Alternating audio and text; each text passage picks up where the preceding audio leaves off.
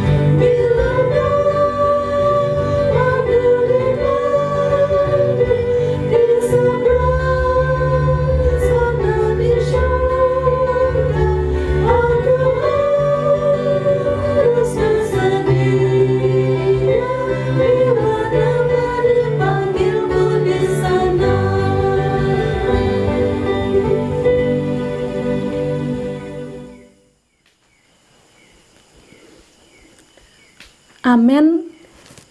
Bila kita ke surga, tentu hari itu sangat menyenangkan. Mari kita terus puji nama Tuhan. Kita nyanyi dalam LPMI 104, Tempat Kediaman di Surga.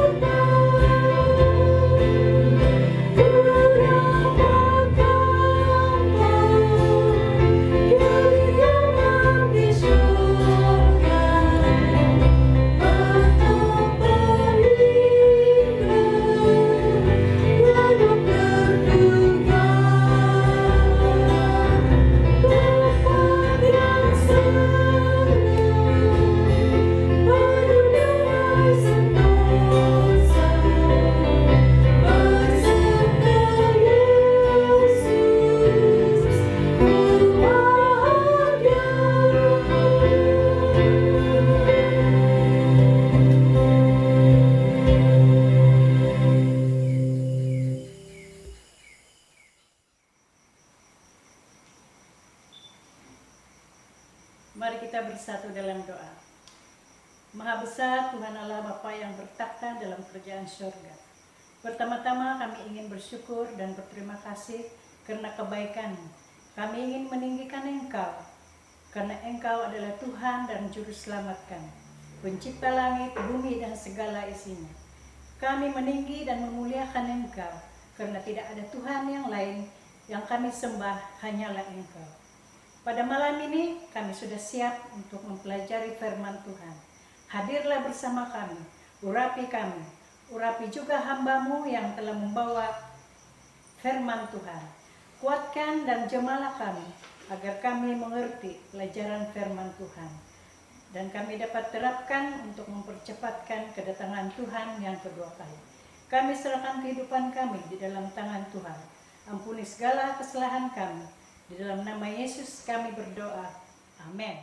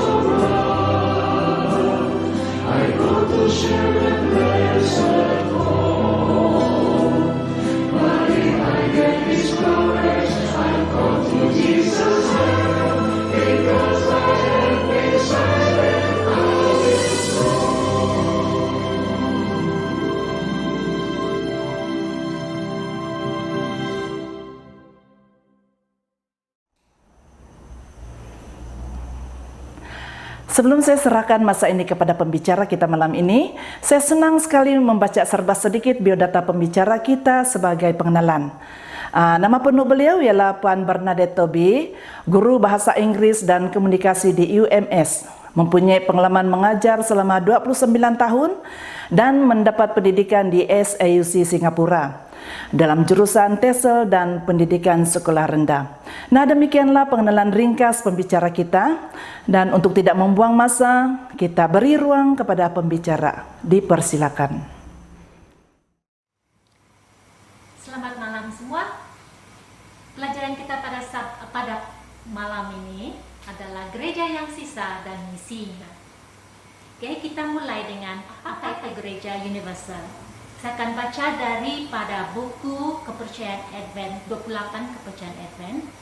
Gereja universal terdiri daripada semua yang betul-betul percaya dalam Kristus, tapi pada akhir zaman, satu masa kemurtadan yang meluas, satu umat yang sisa telah dipanggil keluar untuk mengikut hukum-hukum Tuhan dan kepercayaan Yesus. Yang sisa ini mengumumkan ketibaan masa penghakiman, mengisytiharkan keselamatan melalui Kristus, dan memberitakan ketibaan kedatangannya yang kedua kali. Pengisytiharan ini dilambangkan dengan 3 malaikat dalam Kenyataan Wahyu 14. Ia berlaku serentak dengan kerja pengadilan di syurga. dan berkesudahan dalam pekerjaan pertaubatan dan pembetulan di dunia. Setiap orang percaya dipanggil untuk mengambil bahagian langsung dalam kesaksian sedunia itu. Kita, umat sisa, dipanggil untuk mengambil bahagian dalam kesaksian ini. Kesimpulannya dikatakan di sini, di akhir zaman akan muncul suatu umat sisa dengan ciri-ciri berikut. Menuruti hukum Allah, iman akan Yesus Kristus, memaklumkan datangnya saat penghakiman, mengabarkan keselamatan oleh Kristus, dan menyerukan dekatnya kedatangan Yesus yang kedua kali. Apa yang Alkitab katakan mengenai ini? Jika kita lihat dalam beberapa ayat di Alkitab, terutama dalam buku Wahyu 12 ayat 1 hingga 2, ada dikatakan antara setan dan wanita yang mengandung, dikatakan ada wanita yang sedang mengandung, berselubungkan matahari dengan bulan di bawah kakinya, dan sebuah mahkota dari 12 bintang di atas kepalanya. Seorang perempuan sedang mengandung, berselubungkan matahari, bulan di bawah kakinya, mahkota dengan 12 bintang. Dalam Alkitab, gereja dilambangkan dengan perempuan. Tetapi ada dua jenis perempuan yang dinyatakan di situ. Seorang adalah perempuan yang melambangkan gereja yang benar, dan seorang lagi wanita yang melambangkan gereja yang murtad. Dalam Wahyu, kita baca seterusnya, Wahyu 12 ayat 3 hingga 4.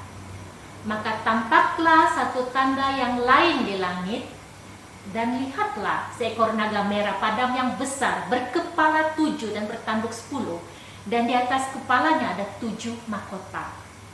Dan ekornya menyeret sepertiga dari bintang-bintang di langit dan melemparnya ke atas bumi. Dan naga itu berdiri di hadapan perempuan yang hendak melahirkan itu untuk menelan anaknya segera sesudah perempuan itu melahirkannya.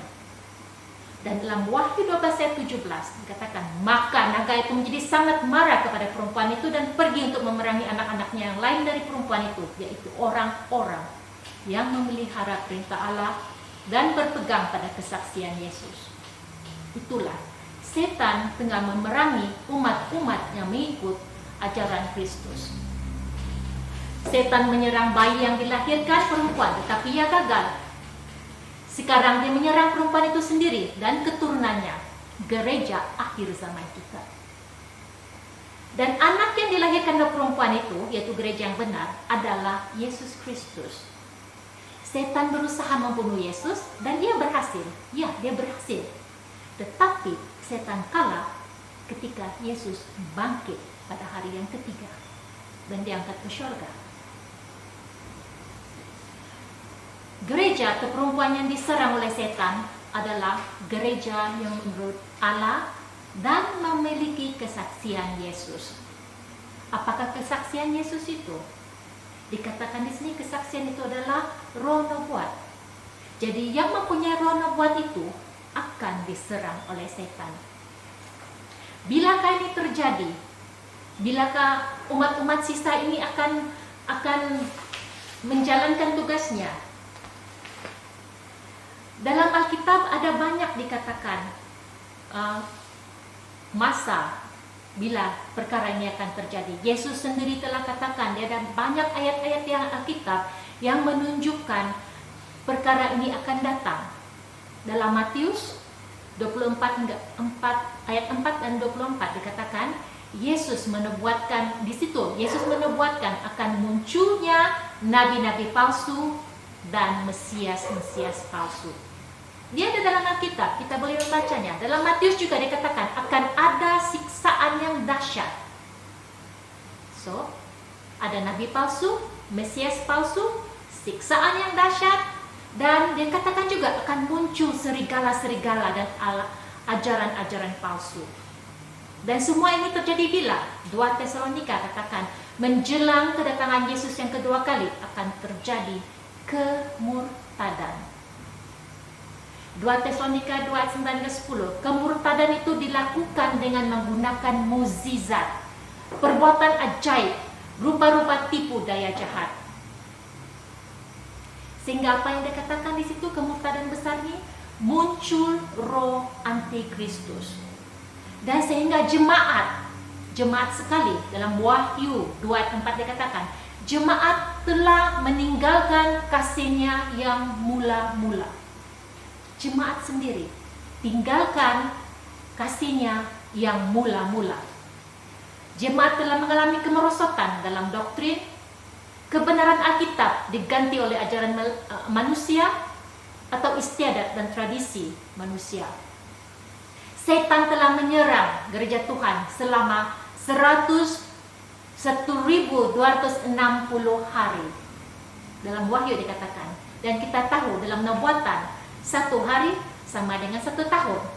Jadi selama 1.260 tahun lamanya, gereja telah diserang oleh setan.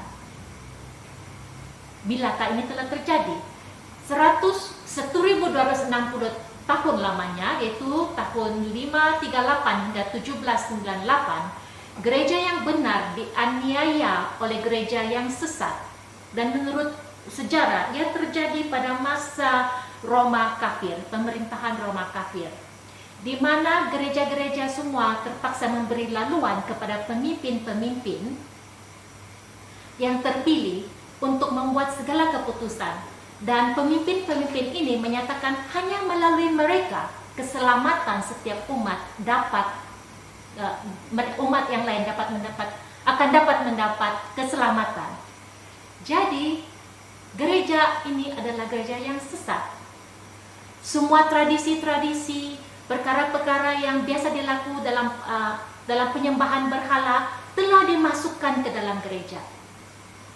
Dan ia menjadi satu daripada tradisi, sebahagian daripada gereja. Dan gereja yang sesat ini memaksa tradisi dan ajaran manusia ditegakkan dalam gereja, dan sesiapa yang tidak mengikutnya akan disiksa dan dibunuh. Dan begitu ramai pengikut Tuhan yang telah disiksa dan dibunuh dengan kejamnya sekali. Tetapi semua itu berakhir pada tahun 1798. Kekuasaan gereja yang jahat telah dikalahkan oleh kerajaan Prancis, yaitu apabila Napoleon telah menangkap pemimpin agamanya dan ditangkap oleh General Berthier. Pemimpin itu telah dimasukkan dalam penjara, dan pada masa itu pada sementara waktu kekuasaan gereja yang sesat ini telah dapat ditaklukkan. Dan ketika itulah reformasi telah cuba diadakan. Kenapakah perlu ada reformasi? Oleh kerana banyak ajaran-ajaran dari luar telah menyerap masuk ke dalam gereja. Jadi mereka telah mengatakan bahwa reformasi perlu dilakukan. Ketika kita lihat dalam beberapa ayat di sini, Efesus 5:23 dikatakan Kristus adalah kepala dari jemaat. Tapi sebelum itu, manusia telah menjadi kepala kepada jemaat, kepada keanggotaan gereja. So dikatakan bukan manusia tapi pemimpin gereja yang menjadi kepala kepada jemaat, Kristus yang menjadi kepala jemaat. Dalam Rom 3:23 dikatakan semua manusia telah berdosa dan telah kehilangan kemuliaan Allah. Tetapi semasa kemurtadan, pemimpin gereja adalah orang tengah untuk penghapusan dosa.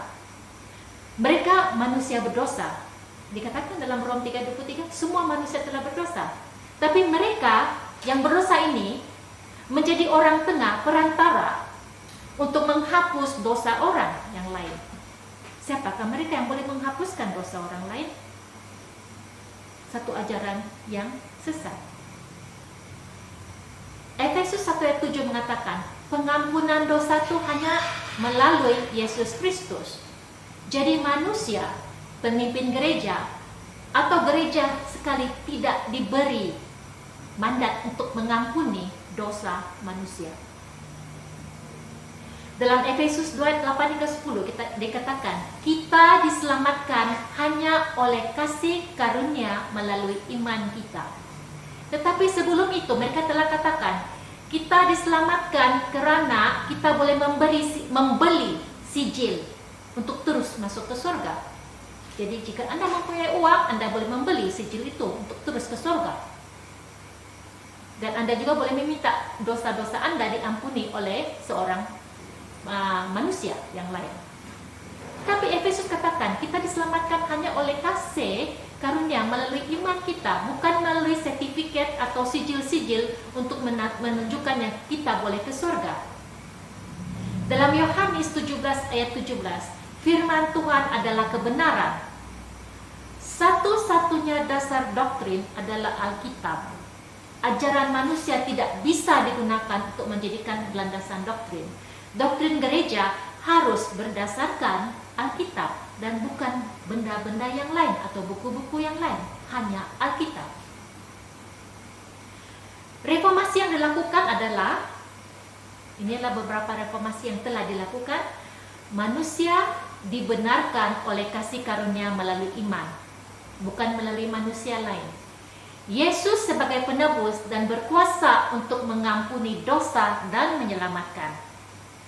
Orang mati, kita tidak perlu doakan mereka, sebab mereka telah kembali ke tanah dan roh mereka balik kepada Tuhan.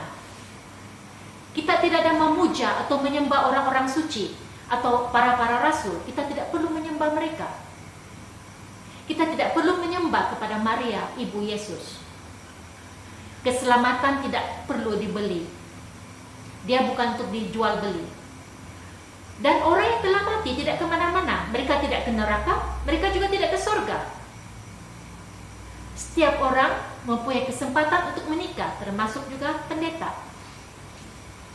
pekerja-pekerja gereja.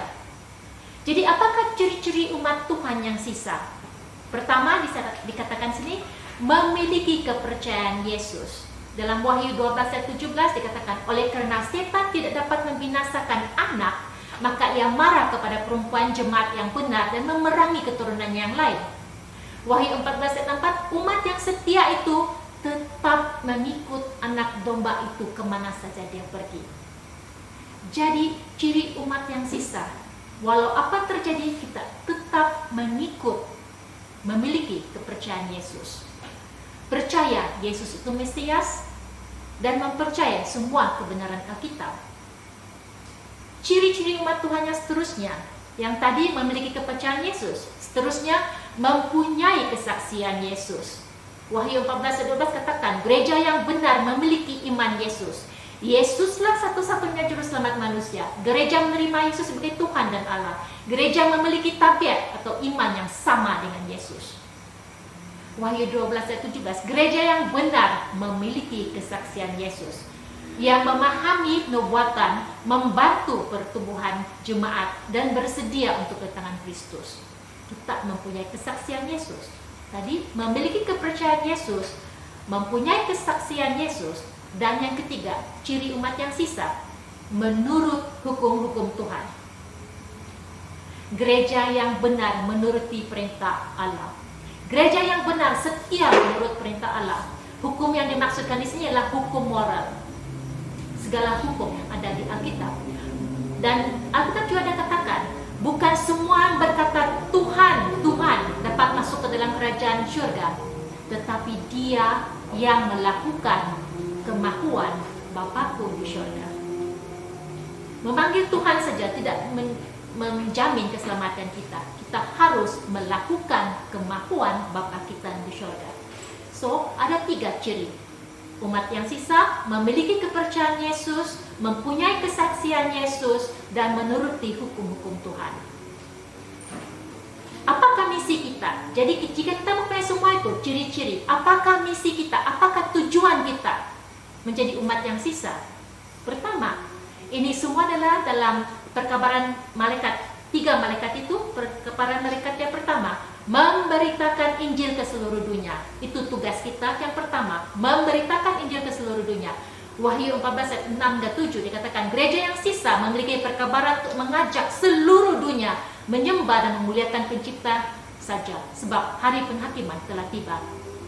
Ini disebut sebagai perkabaran malaikat pertama. Umat Tuhan diajak kembali kepada Alkitab, hukum Tuhan, dan hari penyembahan yang benar, yaitu hari Sabat yang benar.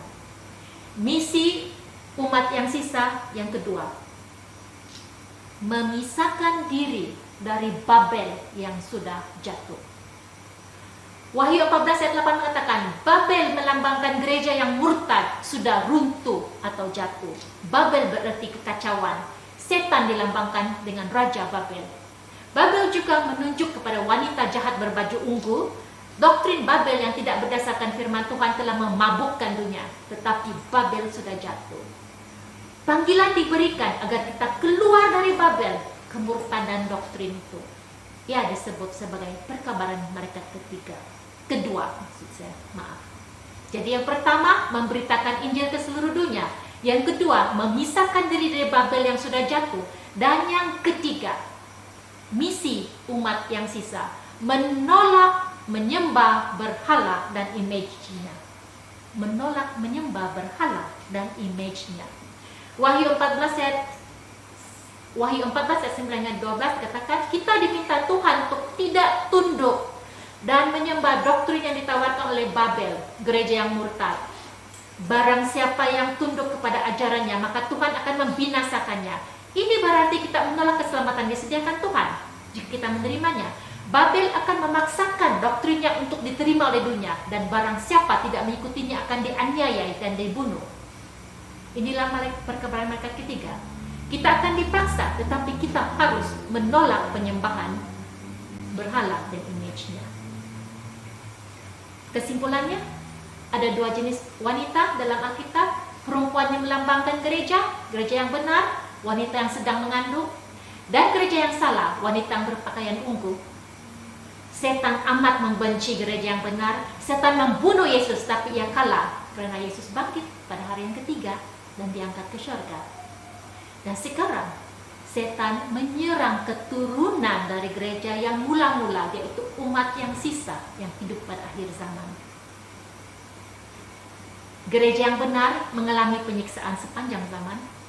Ini disebabkan mereka tetap memegang kebenaran Alkitab dan menolak doktrin atau ajaran gereja yang salah yang berdasarkan tradisi atau ajaran manusia. Gereja yang benar memiliki ciri-ciri ini, memiliki iman seperti yang dimiliki Yesus, menuruti hukum Allah, memiliki kesaksian Yesus dan roh nubuat, dan memiliki perkabaran 3 malaikat. Saya ulangi, gereja yang benar-benar akan memiliki ciri-ciri ini. Memiliki iman seperti yang memiliki Yesus, menuruti hukum Allah, memiliki kesaksian Yesus atau roh nubuat, dan memiliki 3 perkabaran malaikat. Ada kesimpulan yang terakhir, akhirnya gereja yang jahat akan dimusnahkan oleh Tuhan oleh karena kemurtadannya. Yang diperlukan di sini ialah kita untuk bertekun dalam iman yang teguh kepada Yesus, dalam menghadapi kemurtadan doktrin dan aniaya oleh setan dan agennya yang murtad. Bertekunlah dan teguhkanlah iman kita. Terima kasih, semoga kita tetap teguh bersaksi untuk Yesus. Selamat malam.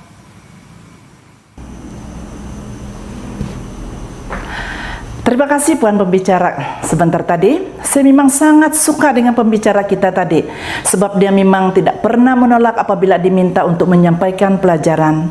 Sama seperti beberapa tokoh kita dalam Alkitab seperti Ribka, Ruth, Esther, dan Deborah. Dan ramai lagi wanita dalam Alkitab yang berani menerima cabaran, saya mau pergi. Jadi kita macam mana? Maukah kita menyahut cabaran I will go? Sebagai sambutan pelajaran sebentar tadi, kita akan mendengar choir dari pelayanan wanita gereja Pekan Tenggilan. Dan selepas saja choir ini selesai, kita minta pembicara tadi untuk memimpin kita dalam doa penutup.